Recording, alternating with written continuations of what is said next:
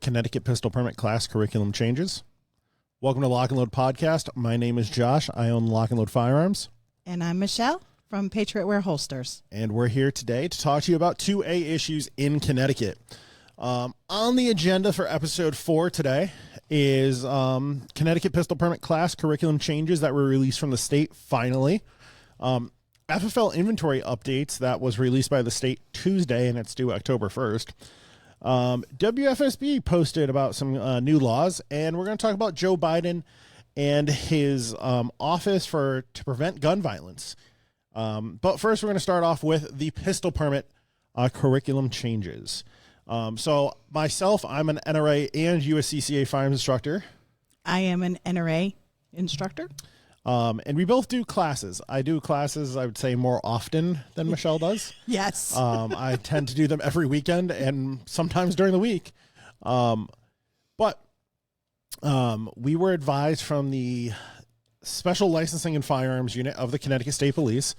I was talking to the supervisor there, the detective in charge, very nice lady, at least the interactions I've had, and about the curriculum aspect. Let me get that piece of paper in my unorganized mess here that Michelle was yelling at me about earlier. As of the part passing in Public Act 2353, the new requirement for training portion of pistol permit application goes into effect October 1st, but does not affect anyone applying until July 1st, 2024. But. There's a but. There is a but. Oh, no. Because according to SLFU, that was for anybody who is putting in a curriculum change, because we now, as instructors, have to add their gun laws and what they want in that curriculum. However, they're still working with USCCA, and I was thrown out a date of May 1st. Okay. So it's again, it comes down to the powers that be, I believe, was the quote. Yes. And it's one of those things where, we need you to do this by this date, but then you're going to have this date, and then we're hoping to have it done by this date. So, yeah, that's helpful. Yeah. It was a little clearer, because when we first got the email that you got back, and then when I had made some phone calls, it sounded as though, because in that they've said that the NRA pistol safety course was going to be a no-go. So yep. I was like, they said that the NRA basic pistol safety course will no longer meet the minimum requirements by the state of Connecticut. Correct. So any realistically regular NRA instructor that's doing curriculum past October 1st may or may not, or at least may not, meet that minimum requirements if you apply after July. So, like, if you use a certificate prior to, or that May date you may have heard, are you saying no? No, yes. Okay. There's a lot of dates and a lot of things to talk about, guys, so, like, brains get a little... Right. So, my concern initially was, okay, I have classes in October, same with several other instructors that I know of.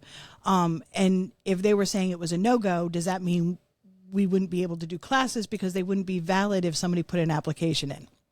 So... the answer that came back to me was they will be valid as long as that student puts their pistol permit application into the state by May 1st. Okay. Okay. So, instead of, like, I know a lot of students who have gone through the class and then they hold on to it. They try to, because you got to save up money for this. So they kind of do it in stages. This is going to be one of those things that between now and May, if you take a class from anyone, NRA instructor or USCCA, from what I understand, that you have to have this done. You have to have your whole pistol permit application put in by May.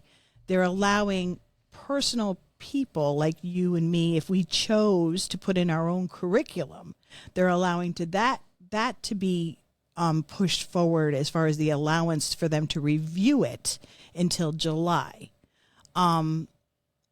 So another instructor in the state of Connecticut, let's talk about NRA and USCCA. Another instructor in the state of Connecticut reached out to the NRA, and I'll read the screenshot that he posted publicly online that said, they said his name. I'm going to leave his name out.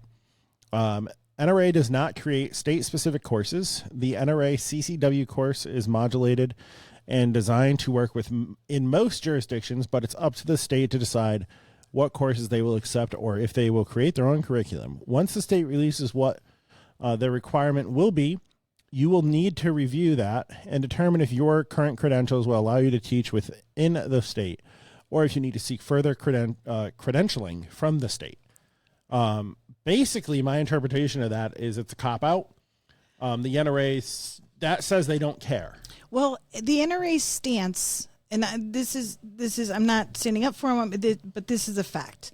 The NRA stance on training has always been they would not include law, that their instructors are not lawyers, so they did not want instructors to get involved and start tapping into the legal aspects. Now, I think they took that a step too far, because giving out statutes and stating what the law is doesn't mean that you're giving legal advice. No, you're just reviewing what the law is that the politicians have passed. Correct. But the NRA has done that a lot with a lot of the laws that passed. I mean, I've had issues back when I did the Friends of NRA dinner, and they had changed it where you had to have a pistol permit to buy ammo. We were no longer allowed to put ammo in as one of our games because they were like, nope, we don't know. We can't do that because we don't know if they have a permit. Well, you can look at it. You can ask them for their permit. But they erred on the side of caution because their legal department always errs on the side of caution. So I think that's kind of what they're doing with their training also. And this is not new. This is their stance all along, and they're just basically saying we're not going to change it. So to me, when I hear that, what it makes me think is that if you're going to teach the NRA curriculum, then you'd have to put in another, submit to the state as an instructor your curriculum on how you're going to add that. So it would be you teach the NRA, and then outside of the NRA curriculum, whether it's prior to class, whether it's prior to going to the live fire when you have that minute when you're shifting from one place to another, or after the class, you would go over the laws. But I'm still a little bit confused as to exactly what laws and how in depth, what amount of time the state is asking for us to go over and give them that information. So we still don't have everything. So again, unfortunately, guys, like a lot of these have been, we don't have all the information. We're giving you what we have. And as far as this goes, it's going to be a constant. We're going to update you regularly as soon as we have updates, because as Josh said, we both teach classes. So we both need to know what's going on and how to make sure that our students that are taking classes from us are still eligible to get a permit with that they've hit the requirements that they need. Yep. So I reached out to the USCCA twice this week, actually Monday, and then consequently Tuesday when we were given the information. I reached out, I got a hold of their training division for instructors. And I forwarded all the information to him, so hopefully they can work, at least what I would like them to do, on top of their Connecticut supplemental slides that they put in there. Hopefully they'll be able to add this stuff into it, submit it to the state, and make it a lot easier for USCCA instructors to just be like, yep, this curriculum is all good to go, all set, see you later. Mm-hmm. On the flip side of that, there are a lot more NRA instructors in the state than there are USCCA instructors. I think you're going to see that change. And I do, if the USCCA gets this ball rolling quicker, there'll be a lot more of that because it'll be easier. And honestly, in my opinion, from teaching both, I like being able to talk about the laws and give my students that proper instruction of being like, hey, this is where you can't carry, and this is the consequence. Reading the USCCA curriculum that way. I'm not coming up with anything on my own. It's all given to me from them, and being an instructor, I'm authorized to teach that through them. Where interpreting what the NRA has said and going off what Michele said, the NRA doesn't particularly want to do any of that, which is going to lose them even more money. So yeah, I mean, but all in all, and this is just my personal opinion, it would have been so much more fluid. It would have been easier, and it would have accomplished the same goal if the state, whoever the powers that be made up a PDF. And this was now part of all the instructors needed to give this out. It would be directly off the state says, I want XYZ. Instead of us having to apply and then having to make sure that we're following the requirements, if they just gave us a PDF sheet. Be like, here, this is for certified instructors. This is what we want taught in this time frame. In this time frame, this is what you teach in this part. This is what you do in this part, and this is the live fire requirement. Here's the test. Correct. Keep your records for whatever amount of years. Or you can do it with your NRA or with USCCA, but make sure it encompasses and you have this flyer.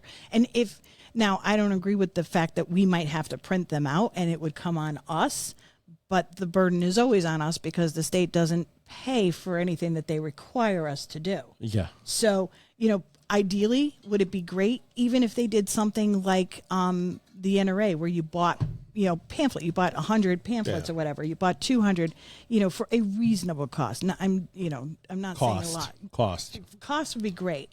To me, that would make more sense because now they're trying to work with USCCA and with the NRA. And the person doing this, I have to say, is working her butt off. Yep. The dates we've given you are May and June and July. However, she wants to have this, she's pushing to have this done by January. She is really pushing on this. Not because she wants to see it done, but because this is a requirement and she knows what kind of a mess this is making. Those of us that are out there teaching, we're teaching to help educate people so that they have the information. And I think most of us also go over some of that on our time off anyway on what the laws are because the students ask. So in between running from the classroom to the range and that kind of stuff, I'm always answering those questions. Yep. So I'm happy to include it. But I sure as heck would like to know exactly what they want instead of that. It's almost like entrapment. That's how I feel about it right now. Yeah. That's just mine. So we'll be digging more into that. I'm sure we'll have an update for you in hopefully a couple weeks, but we'll see how that goes. Moving on. As every October going forward, every FFL in the state of Connecticut, I guess at least for resale, will have to complete a new form. And that is, did they give it a number? A DESPP 0295C. Love how they number all their forms. It's always great. I wish I knew how they got their numbers. Right. It looks like this if you are an FFL and need to see this. It is 2 pages. And so I'll read their email. It's on the website, by the way. Out. Yep, it is on the SLFU's website. This is public information. Again, we just know where to look. So in addition to the changes in Public Act 2353, Connecticut firearm dealers will now be required to conduct an annual inventory of their firearms every October 1st. This must be completed within 5 business days of October 1st, which doesn't necessarily mean October 5th because it depends how the days line up and how stores are open. It can be found in Section 8 of this Public Act. The form has been created to record the results of the annual inventory and pursuant to the legislation must be completed and submitted to the SLFU within 5 business days of your inventory. A copy of the new form is attached to this letter. A fillable PDF has been sent or put out on the website. The statute references reporting any missing firearms to the Attorney General's office as well as your local police department, as well as any other federal requirements. ATF requires you to notify that, correct. Which really should be the end-all, be-all of that, because that's the federal aspect. But now William Tong would like to know as well. And they give his phone number and email on there. That's awesome. I doubt that's his actual. I'm sure that goes to somebody. His office or something, yeah. You can reach out to the vault if you have any questions regarding inventory. Additionally, the new limit on handgun purchases begins 10/1/2023. So I thought this happened a while ago, but people are limited to 3 handgun purchases in the span of 30 days. There are exemptions to this rule, so please make sure you are aware of this upcoming change by regarding Section 9 of the Public Act. It seems like on that, they're putting the responsibility on the FFL. That's what that looks like to me.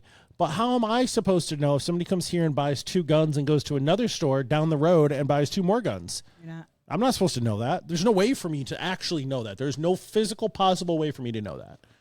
I know I've talked to them. They are, they're trying. They're trying, and they've said that they would definitely have something in place, and it's just not there yet.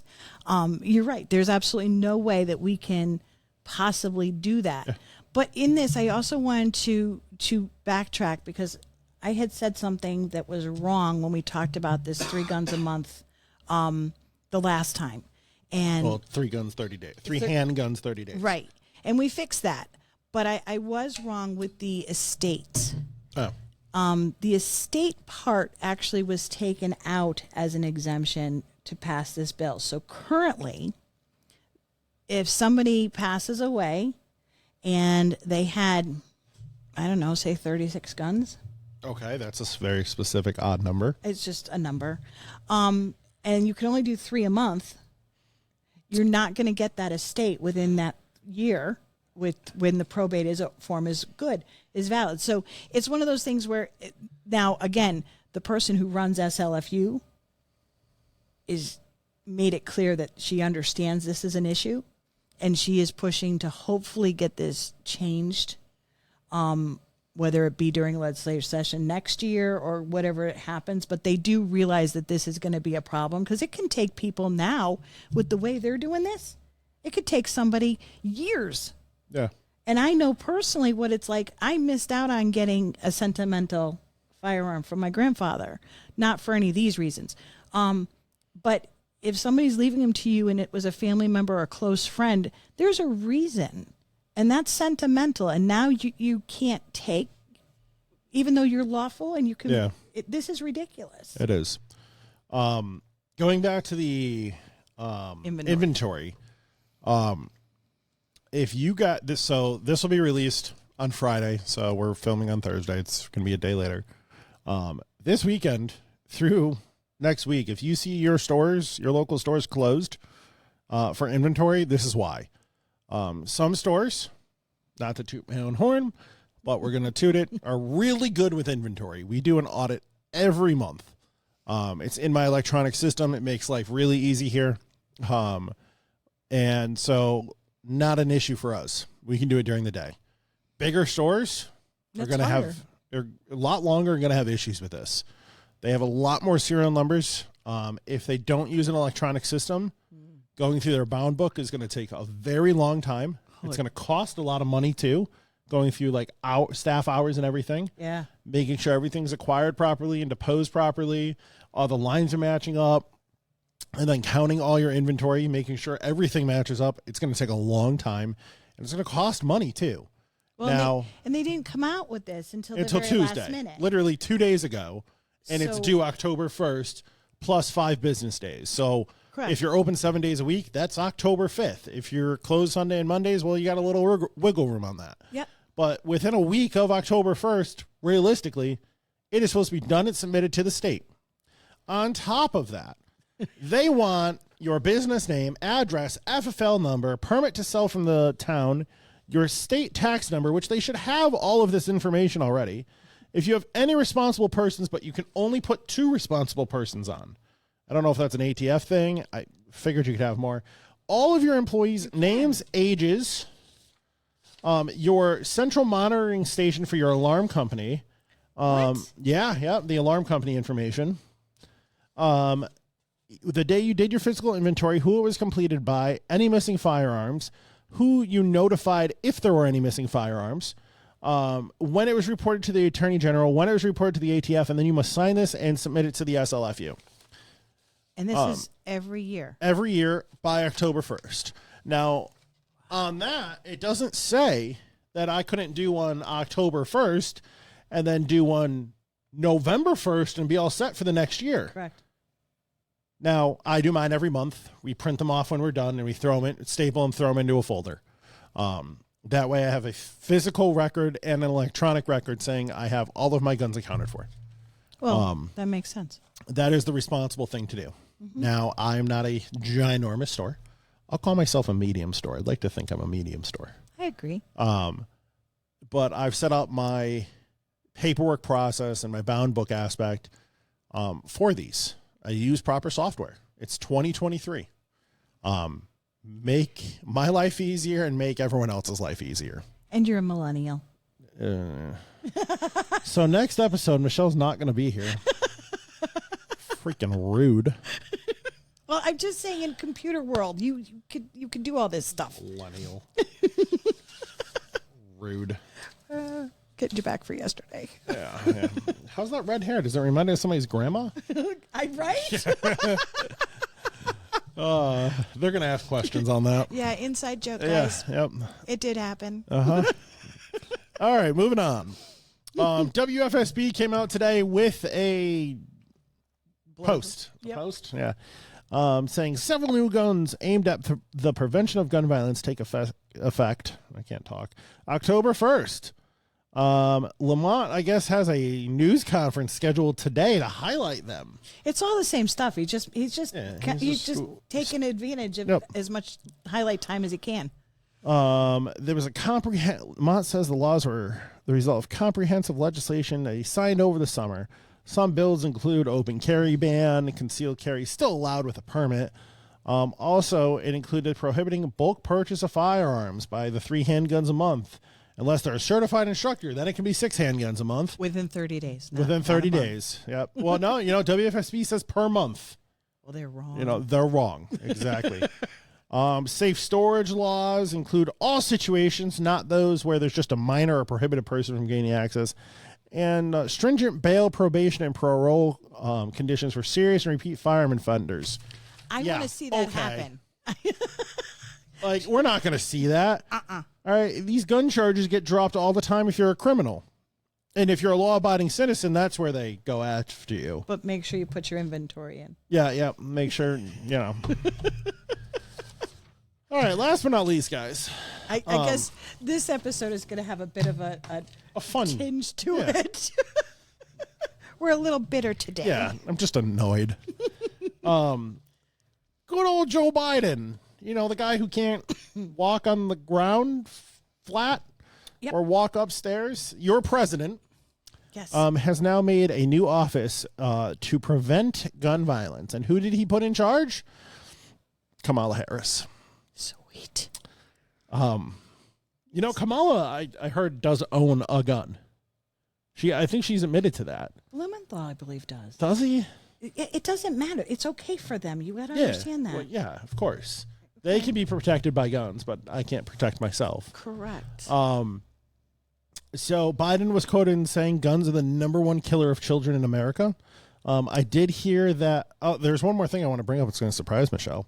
But I did hear Gavin Newsom also repeat that statistic. I don't feel like that is the proper statistic, in my opinion. I do not have, statistics available to me at the moment, but I would probably, probably need that fact checked. Ask Facebook. That'll help. Yep. Maybe I want to put that little comment in there below. So he is quoted in saying that, and then more than car accidents, cancer, and other diseases. Notice he didn't say anything about drugs. Yeah, but here's the deal. They've already gone in and shown that a lot of these statistics from the FBI and stuff are already twisted. So why wouldn't this one be twisted? They quote a Guilford Law Center because we know they're really reputable. They go after the NRA and pro-gun rights lobbying groups all the time. I just want to know, because maybe you can tell me. I don't know if you've looked at it. So it tells us what they've done and what they're saying, but what exactly is this it's like committee going to do? All politicians, it's a feel-good measure that actually isn't going to do anything that'll actually help anybody. Oh. So it's just going to raise money so that they can go after our gun rights more. Yep. Is that what it is? Okay. That would be my assumption there. Okay. One other thing that I forgot I wanted to talk about. California, Gavin Newsom, I know this is supposed to be about Connecticut, but this could have effect on us. Mm-hmm.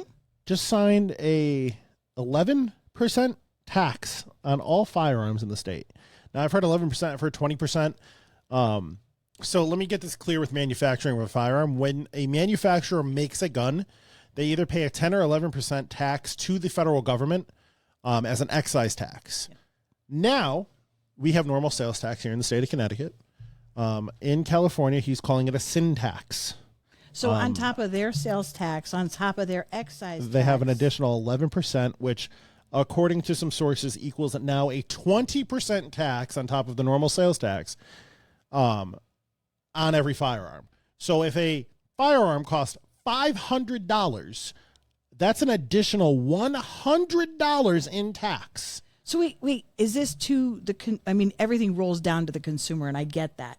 This is the consumer level. When you go in and buy a gun, it's a tax, not a manufacturing tax, and not a gun store like a purchaser. When you buy the gun from them. Wow. So a 20% tax on firearms in the state of California. Now that goes into effect, I believe, July 1st, 2024 as well. I don't know why July 1st is the magical number for things, but it is. It's a big fiscal. If you're doing, is it? Yeah. Okay. Either January or July are usually the fiscal years. So that came out a day or two ago.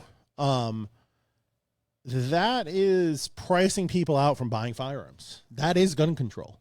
I think you're going to see some lawsuits hit that one. Oh, too. of course. I think he even said there's going to be lawsuits. Absolutely. He was very disgruntled because of Bruin. He said in a post-Bruin world multiple times. If you want to see a cool clip, the NRA did share one. Makes fun of him on Instagram. So there's that. Well, California has been hitting them hard. I mean, even with the high cap mags and the micro stamping, that technology just doesn't exist for that. No, they keep trying. It's the same as New York. They don't like what the Bruin decision was, so they're just going to keep pushing it. And I think a lot of these states, including Connecticut, would be perfectly happy to have lawsuits brought to them. Yeah. Because they'll bankrupt. They're trying to just have everybody throw money. And at the end of the day, the sad part about that is those who support the lawsuit and help and donate, which is important and has to happen, we're also paying for the defense of it with our taxes. Yeah. So we're paying both sides of that. Well, look at CAGV. It's state funded. Yeah. Connecticut Against Gun Violence. Yeah. And CCDL is not state funded. Well, that's where they wanted the ammo tax to go, is to things like CAGV. Yeah. I'm like, you want me to pay a tax on my ammo so that you can take my rights away and support the organization? No. Yeah. It's ridiculous. Mm-hmm. That is all we have for today's episode, guys. It went a little further than I thought it was going to go. But there we go. One quick update. We're going to start having guests on our podcast. We have 5 lined up right now. 5 or 6, yeah. So you guys will see these solidly coming out here. We got people from CCDL coming in, USCCA, US Law Shield, a couple other instructors as well coming in that are confirmed right now. I think we got 5 people confirmed so far, starting next week, and going through October and November. Yeah. I'm going to try to get some attorneys on here as well, and we'll see who else we can grab on too. And we will obviously update you with any new laws that come into play too. And keep posting your questions. Yeah. We are looking into all the answers. I hope you see that we're getting them back to you. But it helps us with the feedback. It helps us to then find out, okay, where do we need to hit more? What do we need to look up more? So we do appreciate all the input you guys are giving us. All right, guys. So my name's Josh. I own Lock and Load Firearms. And I'm Michelle from Patriot Wear Holsters. And we will see you next episode. Thanks, guys. Bye-bye.